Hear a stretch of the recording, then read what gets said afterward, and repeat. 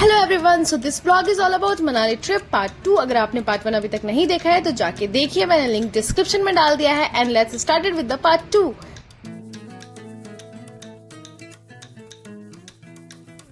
So this is day 2 and हमने decide किया कि आज हम अर्ली चेकआउट करके निकल जाएंगे, क्योंकि हमने डिसाइड किया था कि आज हम रोहतांग पास या फिर आसपास की कोई और जगह जाके एक्सप्लोर करेंगे, क्योंकि मनाली में एक दिन से ज्यादा एक्सप्लोर करने के लिए कुछ होता नहीं है। एंड देन हमने चेकआउट किया एंड उसके बाद हम निकल गए।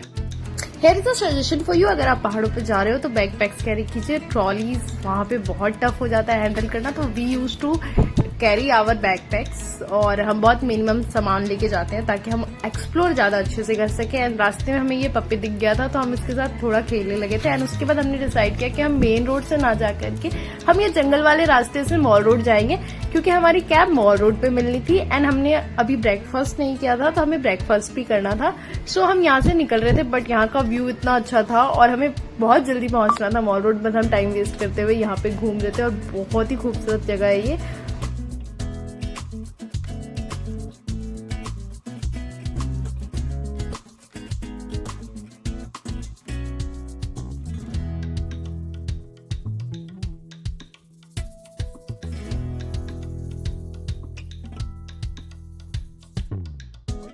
सो यहाँ से हम निकल गए थे मॉल रोड के लिए और हमने ऑर्डर किया था मसाला डोसा एंड आलू के पराठे। साथ में हमने मंगाए थे गर्मा गर्म चाय और अब हम अपना ब्रेकफास्ट एंजॉय करेंगे।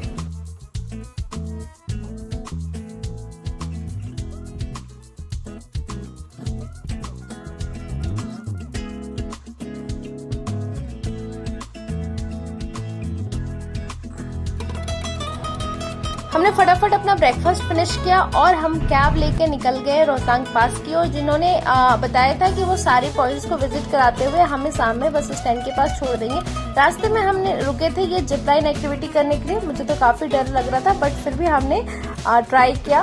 एंड इसका मैंने अलग से फुल लॉन्ग वीडियो डाला हुआ है। अगर आप पूरी एक्टिविटी की डिटेल्स देखना चाहते हो तो आप जाकर के वो वीडियो देखिए। मैं उसकी लिंक अपने डिस्क्रिप्शन बॉक्स में डाल दूंगी, आप वहां से जाकर के पूरी वीडियो देख सकते हैं।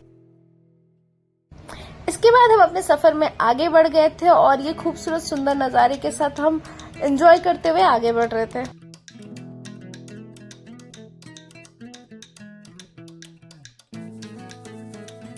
यहाँ पे हमने लिया था अपना फर्स्ट ब्रेक, जहाँ पे हमने सोचा थोड़ी देर रुक के व्यू एंजॉय करते हैं, साथ में ट्राई करते हैं गर्मा गर्म मैगी। हमने अपनी मैगी का ऑर्डर दे दिया एंड हमारी मैगी बन रही है। तब तक हम थोड़ा बहुत आसपास घूम रहे थे। यहाँ पे बहुत सारे घोड़े थे एंड यहाँ की व्यू बहुत खूबसूरत थी। हमारी मैगी आ गई थी एंड पहाड़ों के इस व्यू के साथ मैगी एंजॉय करने का मजा ही कुछ है। हमने अपनी मैगी एंजॉय करी एंड देन फिर हम निकल गए अपने आगे सफर की ओर।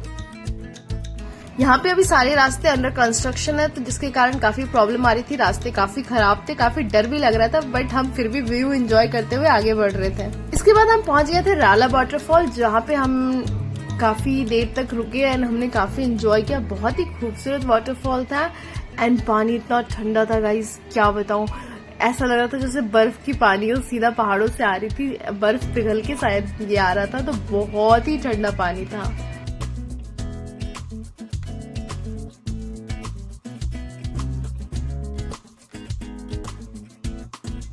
इसके बाद हम अपने सफर में आगे बढ़ गए थे एंड हम पहुंच गए थे अपने थर्ड डेस्टिनेशन की ओर, जो था व्यास नाला। यहाँ पे थोड़ा सा नीचे का एरिया कीचड़ कीचड़ सा हो रखा था, जो मुझे अच्छा नहीं लगा। सो फिर हमने डिसाइड किया कि हम यहाँ ज्यादा देर नहीं रुकेंगे, पर व्यू बहुत अच्छा था। हमें ऐसा लग रहा था हम जैसे बादलों के बीच में बैठे हो। बादल हमारे सर के ऊपर से लिटरली क्रॉस कर रहे थे। एंड देन हमने थोड़ी देर यहाँ पे टाइम स्पेंड किया एंड हम निकल गए।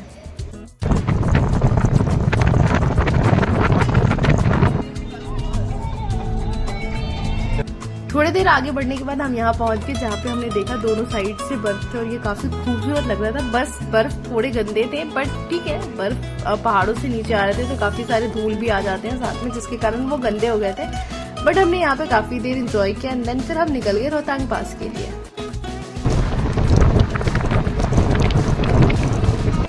यहाँ पे हम रोहतांग पास पहुंच चुके थे और हालांकि ये जुलाई का महीना है पर फिर भी यहाँ पे काफी ज्यादा बर्फ थी। यहाँ पे काफी सारी स्नो एक्टिविटीज हो रही थी। साथ ही साथ कुछ लोग मोटर बाइक राइडिंग करना चाहते थे, वो भी अवेलेबल थी यहाँ पे। एक थोड़ी सी इस चीज से प्रॉब्लम हो रही थी कि यहाँ पे कुछ लोगों ने बहुत ज्यादा गंदगी फैला रखा था। जो टूरिस्ट यहाँ पे आते हैं उनसे ये रिक्वेस्ट है कि प्लीज गंदगी ना फैलाएं। एंड इसके बाद हमने डिसाइड किया था कि मैं कोई स्नो एक्टिविटी नहीं करूंगी, बट फिर मेरा मन थोड़ा सा स्नो के साथ खेलने का हुआ और मैं पहुंच गई स्नो पे। बट यहाँ पे हो गया मेरे साथ पोपट, मेरा पैर फिसल गया बिकॉज मैं बिना किसी सेफ्टी प्रिकॉशन के वहां पे चली गई थी और स्नो में बहुत ज्यादा कीचड़ मिक्स होकर के वो बहुत ज्यादा स्लिपरी हो गया था। सो दैट्स वाई, और यही रीजन था कि मैंने स्नो एक्टिविटी करने से अवॉइड कर दिया बिकॉज वहां के जो स्नो थे वो बहुत गंदी हो रखी थी।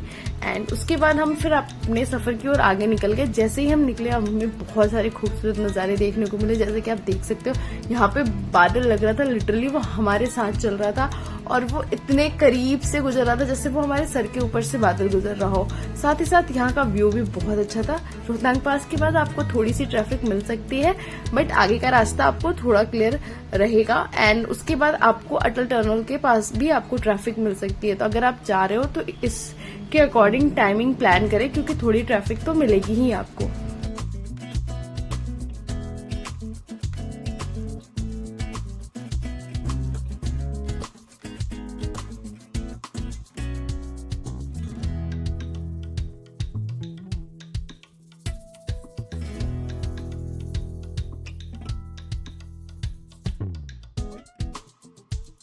सो यहाँ पे हम रुके थे। ये है चंद्रभागा नदी जो कि पाकिस्तान और भारत को जोड़ने का काम करती है। ये पाकिस्तान में जाके झेलम के नाम से जानी जाती है और ये नदी सीधा पाकिस्तान जाती है। अगर आप यहाँ पे गिर गए तो आप पहुंचोगे सीधा पाकिस्तान। और उसके थोड़े ही आगे आपको दिख जाएगा अटल टनल। यहाँ पे हमें थोड़ा वेट करना पड़ रहा था क्योंकि गाड़ियों को रोका गया था। यहाँ पे थोड़ी ट्रैफिक हो गई थी एंड उसके बाद हम काफी देर वेट करने के बाद हम अपने सफर की ओर आगे निकल गए।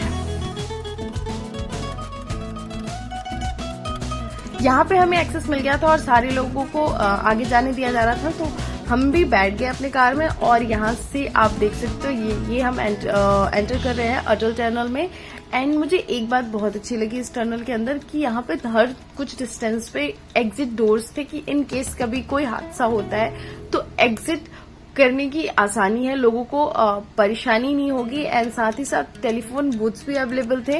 हालांकि ये बहुत लंबा टर्नल है, ये 9.2 किलोमीटर पूरा टर्नल है जिसमें आपको काफी अच्छा भी लगता है, इतना लंबा टर्नल है। बट अगर इन केस कभी हादसा होता है तो उसके लिए यहाँ पे सेफ्टी की पूरी व्यवस्था की गई है। आप जो ये ग्रीन बोर्ड्स देख रहे हो इस पे मेंशन किया गया है कि एग्जिट डोर आपके पास से कितना दूर पे है, आप किस साइड जा सकते हो, पूरा इंडिकेशन है।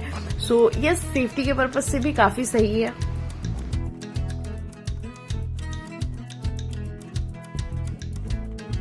यहाँ पे मैं एक और पॉइंट को हाईलाइट करना चाहूंगी। अटल टनल के अंदर एक बेसिक लाइट होती है, पर जैसे ही आप एग्जिट की ओर बढ़ने लगते हो धीरे धीरे लाइटिंग बढ़ने लगती है अटल टनल के अंदर, जिसका रीजन ये है कि अगर आप अचानक से सनलाइट में आते हो तो आपको कुछ भी नहीं दिखेगा, दिखना बंद हो जाएगा और आंखें चुन आ जाएगी, जिससे एक्सीडेंट के चांसेस बढ़ जाते हैं। इसलिए धीरे धीरे लाइटिंग एग्जिट की ओर बढ़ाई गई है। सो ये सेफ्टी के पर्पज से काफी चीजों को ध्यान में रख करके ये अटल टनल बनाया गया है। सो मुझे तो काफी अच्छा लगा और I was very impressed. And उसके बाद हम फिर निकल गए थे सोलंग वैली की ओर, जो कि रास्ते में ही पड़ता है मनाली के।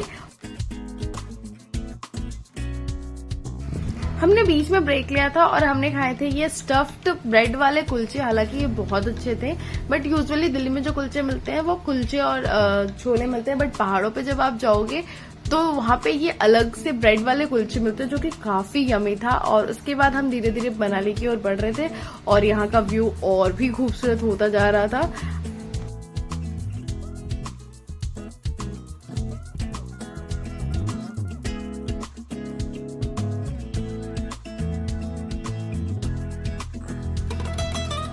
ये हम पहुंच गए थे सोलंग वैली। यहाँ पे काफी सारी एक्टिविटीज होती हैं, जैसे कि आप पैराग्लाइडिंग करना चाहते हो, हॉट बैलून, ये सारी जो एडवेंचर एक्टिविटीज होती हैं ये आप यहाँ पे कर सकते हो। हालांकि मुझे इन सब चीजों से डर लगता है इसलिए मैंने ट्राई नहीं किया और हमारे पास थोड़ी सी टाइम की कमी थी, इसलिए हमने डिसाइड किया कि हम यहाँ से जल्दी ही निकलेंगे। थोड़ी देर हमने यहाँ पे वेट किया और थोड़ी चीजें एंजॉय करी और उसके बाद हम निकल गए।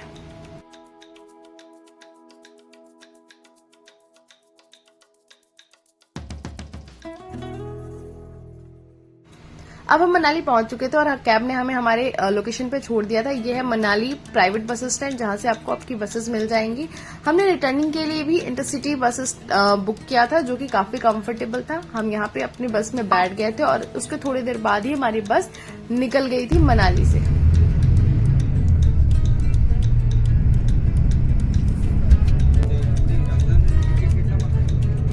यहाँ पे हमें मिल गया था इंटरसिटी बस की तरफ से वाटर बोतल एंड साथ में ब्लैंकेट्स भी होती है जो ऑलरेडी सीट पे आपको मिल जाती हैं। और साथ में हमें मिला था ये मल्टीपर्पज बैग, जिसके किसी को मोशन सिकनेस हो रही है या फिर किसी को अपना वेस्ट रखना है उसके लिए यूज कर सकते हैं।